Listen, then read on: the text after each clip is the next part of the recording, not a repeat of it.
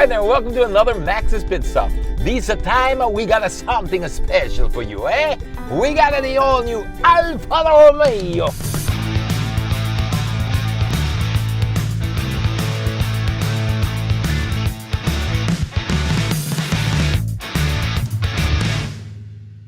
The Alfa Romeo, she's back on our shores, and it's good reason to celebrate.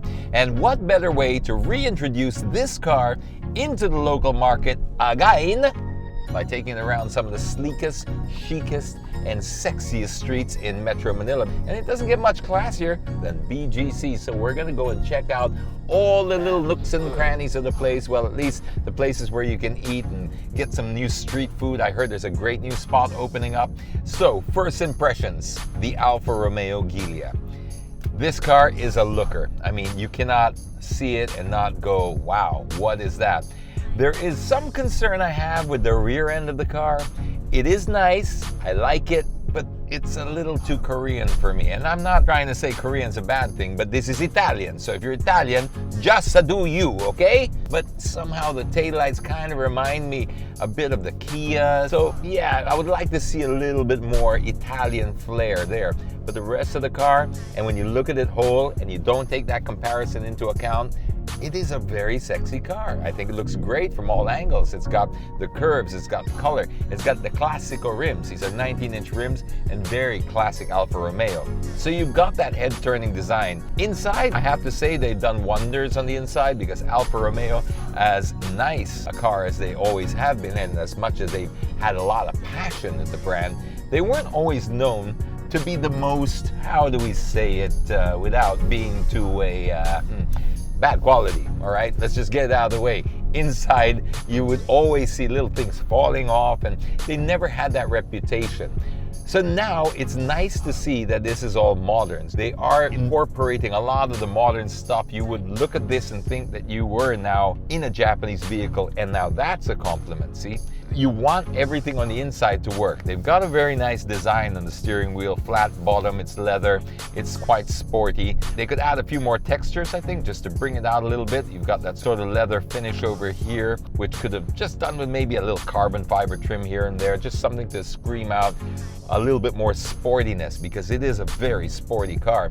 You've got 200 horsepower running through an 8-speed ZF gearbox. These are the same ones that they source out normally for the Maseratis. So it is a very good and very functional gearbox. An 8-speed, plenty. You don't need any more than that. Shifts fast. The steering is light enough. It's the rack and pinion, of course.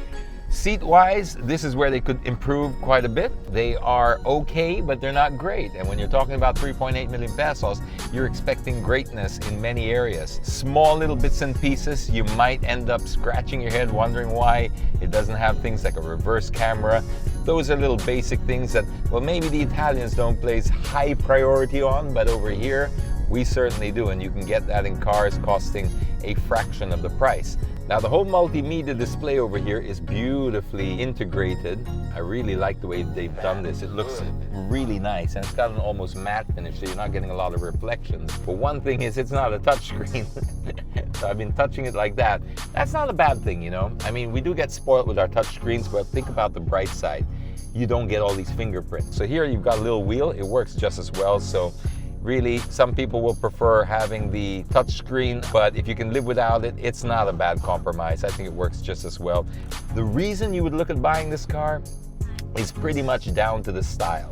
I think it is all centered around that. The emotion, the style, you're trying to think with the other side of your brain, not the logical side. You're thinking with your heart, not so much your head. And that's the key to this car.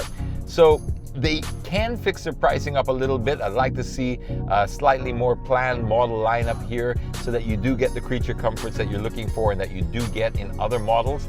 But they could sort of have, they're gonna have to do work on their pricing, because at 3.8 million, there's a lot in that space. BGC, now this is an area we don't normally visit for a Maxxis pit stop because we consider it to be our backyard. But you know what they say? Sometimes you should really explore your own backyard before you start going out. And ever since they opened up this new Juan Bonifacio High Street, I got kind of excited to come back here because BGC is starting to get its own culture. So this is where I like what BGC is doing, they're introducing these street food markets, they're introducing all types of bazaars, especially the Burr months coming up. So you're getting people out in the streets, out of the air-conditioned sort of venues, and then just mingling together. There's a big community over here, and that's what we plan to see over here in this Maxxis Pitstop. We'll be checking out the 1 Bonifacio High Street, probably the famous Mercato Food Center, and then maybe we'll just end with a nice cup of coffee.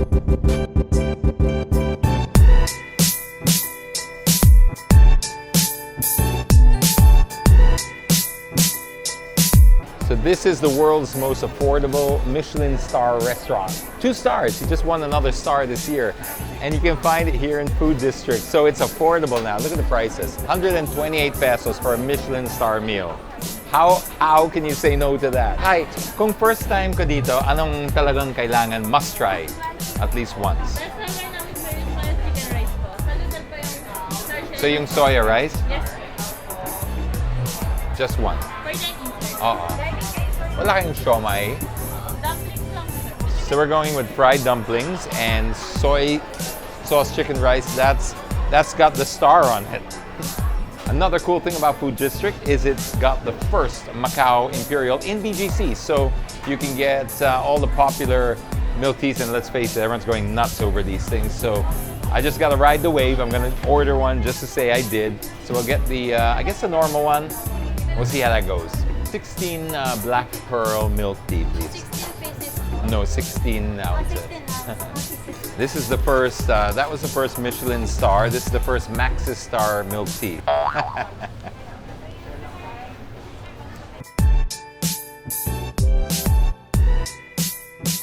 So you've also got these types of stalls, and another cool thing is they are going to be putting a bazaar there on weekends. That's the plan. So you're going to get a bit more activity in this place, similar to the one they have in Central Square. So you can take home stuff like this, huh? Look at that size! The pizza here is 21 inch. The rims on the Alfa are 19. Usually the problem we have in my family, 5 of us, there's 3 kids, different ages, we never know where to eat because you always going to be an objection. I don't think they'll have an objection here because there's something for everyone.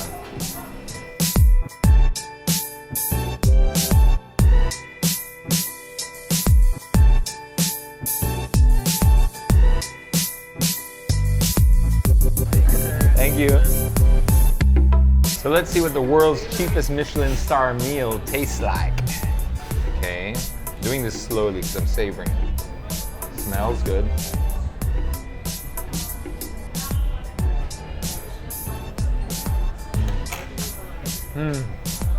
It's good.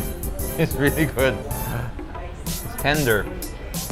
It's not overpowering in any way. That's really nice because sometimes the soy sauces and stuff can get really overpowering. Don't lose the chicken at all. This is legit. It's 128 pesos. These are the fried dumplings. I wish I could try everything. Why? Let's not use a fork. Ang tunay na lalaki, kamayan. Okay, that has a bit of vinegar in it. I'm not partial to vinegar, so decent sizes of prawn in there, or decent chunks. Very good. Finally, for the takoyaki. Well, it's not finally, but finally for this round. Still got a few more to try.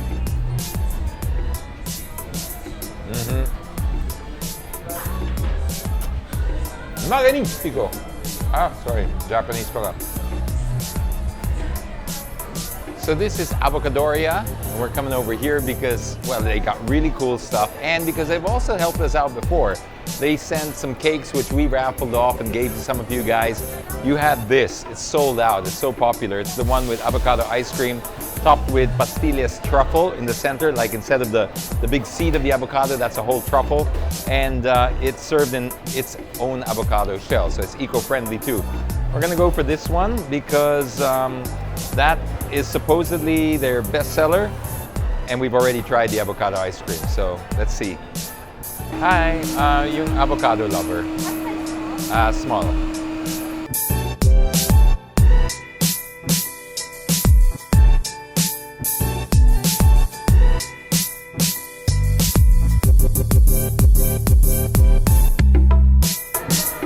so smooth, really creamy with fresh avocado. Oh, this is so good. It's so good. I think I peed a little.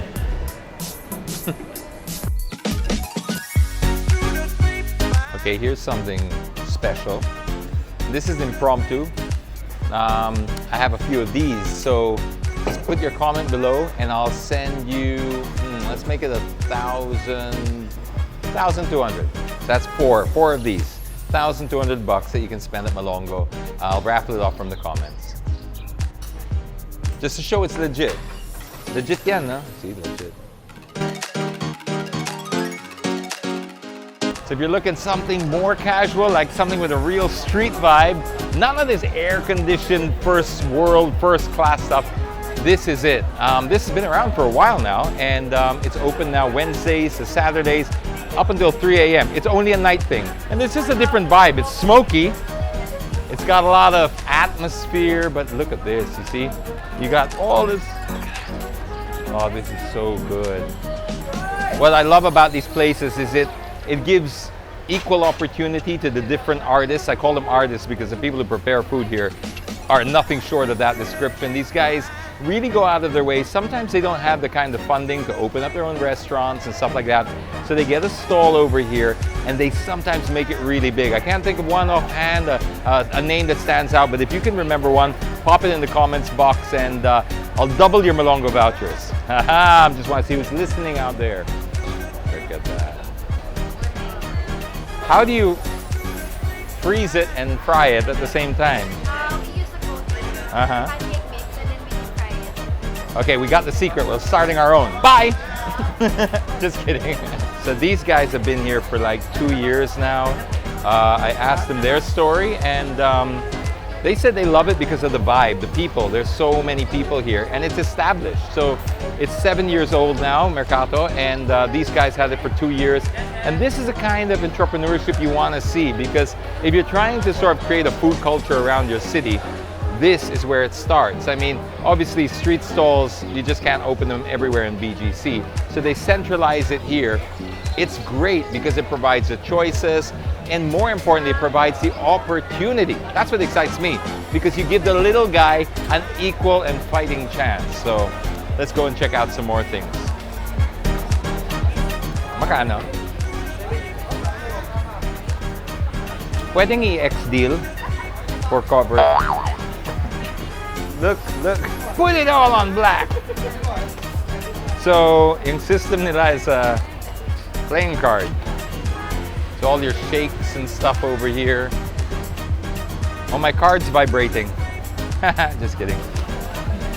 Queen. It's a system that works. It's simple, but it works. Look at this. Look at the steam. Wow.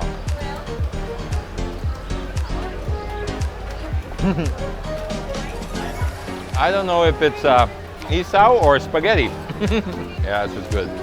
On a cold day like this is great. Let's go find something else. So the idea was taken up in Rome, or the idea they got in Rome. That's R.J. Ledesma. And he started this a while back as a way, actually, of encouraging entrepreneurship. And it was mostly mothers who had great specialty dishes. That was a target audience. And they could share this just by renting the stall for 1 day, 2 days, 3 days type of thing. So you don't have to have the overhead of a big restaurant, but you got the clientele of all the restaurants. Baked or? Grilled. I mean grilled. I'll try the grilled. Don't you want to try the grilled? No. Normally I do, but I'll try the grilled today. So we're gonna try grilled oysters. They have the baked with the like bechamel sauce and cheese. Then you've got fresh and you've got grilled. We're gonna try the grilled. This also looks great, but we're so full already, so I don't know if we're gonna fit this in. But these are nice. Got my oysters. Oh, why? Are you sure? Thank you very much. Thank you. Thank you, and good luck with your business.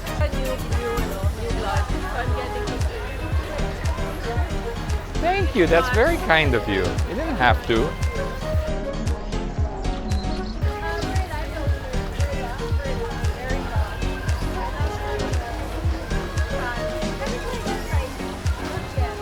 Oh my God.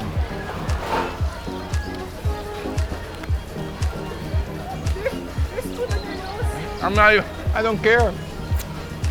I don't care. It's so good. Well, that wraps up this Maxxis pit stop. It's been a short but very sweet one. I mean, normally we go and visit many other different locations, but with variety like this, you don't have to go very far. Believe me, it's all here. Park your car, BGC is your world. You can pretty much find anything you want out here. And just when you thought it was too social, you come across a place like this, where it's real grassroots cuisine. I mean, you get all these stalls here. And what I love about it and what you don't normally hear about is, yes, the food's great. That's a given. That's why it's full. Even if it's raining, people lining up.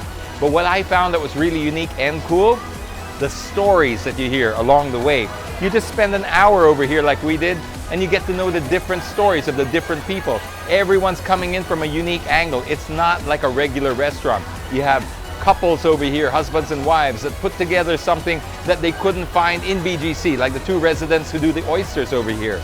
They've been residents for many years here. They ran out of food options. So what did they do? They created the option that was lacking.